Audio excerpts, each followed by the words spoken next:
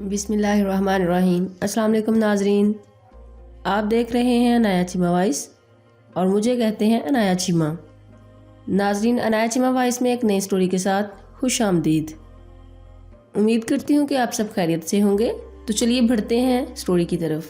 یہ برسوں پرانی بات ہے کہ شاہی دور میں بادشاہ کا ایک بستی کے قریب سے گزر ہو رہا تھا کہ اسے کتوں کے بھونکنے کی آوازیں سنائی دیں۔ بادشاہ کو بہت سے کتوں کا ایک ساتھ بھونکنا انتہائی ناگوار گزرا اور اس نے اپنے وزیر سے اس بابت دریافت کیا۔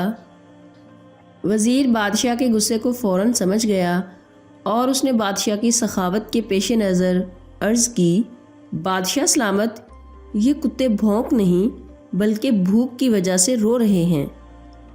بادشاہ کی سخاوت اور دریا دلی کے چرچے دور دور تک پھیلے ہوئے تھے، اس لیے کتوں کا بھوکا رہنا وہ اپنی توہین سمجھتا تھا۔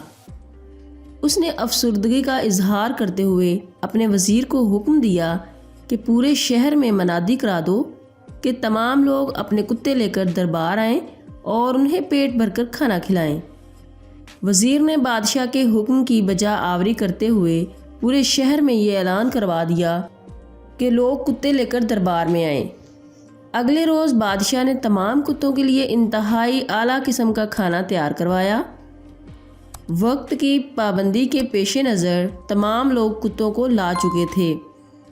اب کھانا تیار ہو چکا تھا اور کتوں کے لیے رنگ برنگے کھانے دسترخوان پر سجا دیے گئے تھے، لیکن جب کتوں کو کھانے پر چھوڑا گیا تو تمام کتے ایک دوسرے کے ساتھ لڑ پڑے۔ کسی کتے کا پاؤں، دوسرے کا منہ، کسی کی گردن، دوسرا کتا دبوچے ہوئے ہے۔ کوئی کتا دوسرے کی دم کاٹ رہا ہے تو کوئی کان چبا رہا ہے۔ کتوں کے ساتھ ساتھ دربار اور دسترخوان بھی خون سے لہو لہو ہو چکے تھے۔ بادشاہ حیران تھا کہ اتنے لذیذ اور عمدہ کھانوں کے ہوتے ہوئے کتے آپس میں لڑ کر ایک دوسرے کا بدن کیوں نوچ رہے ہیں۔ اس نے حیرت کا اظہار کرتے ہوئے وزیر سے دریافت کیا کہ یہ سب کیا ہو رہا ہے۔ وزیر نے سہمے ہوئے عرض کی، بادشاہ سلامت، یہ کتے ہیں اور اپنا کتا پن دکھا رہے ہیں، کیونکہ ایسا کرنا ان کی عادت اور فطرت میں شامل ہے، اور یہی کتا پن کی اصل پہچان ہے۔ انسان کی جو بری عادات اس کی زندگی کو دھیمک کی طرح چاٹ رہی ہیں، ان میں سے ایک کتا پن بھی ہے، جسے نفس پرستی کا عنوان دیا جا سکتا ہے۔ بظاہر یہ ایک ایسی بیماری ہے جسے ڈاکٹر بھی سمجھنے سے قاصر رہتے ہیں، لیکن اس بیماری کی تشخیص کا پتہ اس وقت چلتا ہے جب سیمیناروں، مذاکروں، کانفرنسوں اور دوسری قسم کی تقریبات کے بعد کھانا کھلتا ہے۔ یہاں تک کہ لوگ تقاریر سننے کے بجائے کھانے پر ٹوٹ پڑتے ہیں۔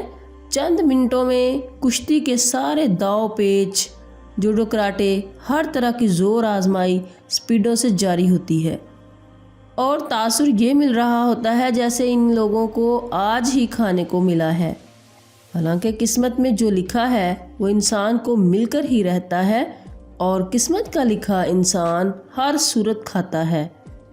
کھانا ضرور کھانا چاہیے، مگر انسانوں کی طرح۔